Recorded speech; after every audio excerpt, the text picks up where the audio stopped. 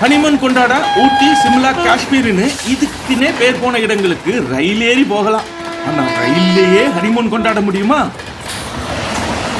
அப்படி ஒரு வேலையை பார்த்துட்டு ஒரு புதுமண தம்பதிங்க போட்ட வீடியோவால பாவம் ஒரு டிடிஆருக்கு வேலை சஸ்பென்ஷன் ஆயிடுச்சு. என்னடா இதுன்னு ஆர்வமா இருக்கா? கேளுங்க கதைய. புதுசா கல்யாணம் கட்டிட்ட ஒரு ஜோடிக்கு வினோதமான ஒரு ஆசை வந்திருக்கு. எல்லோரையும் போல வீட்டுல ஹோட்டல் ரூம்ல இல்லாம வித்தியாசமா ஹனிமூனை கொண்டாடணும்னு. அதுக்கு அவங்க போட்ட ஒரு பிளான் தான் இந்த பரபரப்புக்கு காரணம்.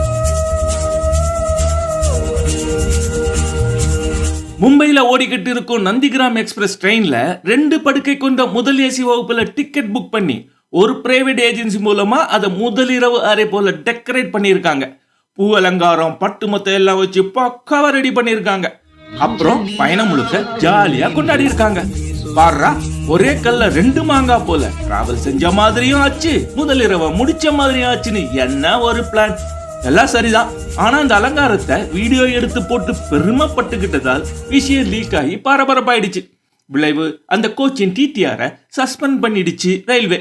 ஏன்டா இப்படி அலங்காரம் செஞ்சேன்னு அந்த ஏஜென்சியை கேட்டப்போ, அப்பப்ப இப்படி செய்யறதா, ஆனா இதுக்கு ஸ்பெஷல் அனுமதி எல்லாம் வாங்கணும்னு தெரியாதுங்க அப்படின்னு சொல்றாங்க. அட பாவிகளா.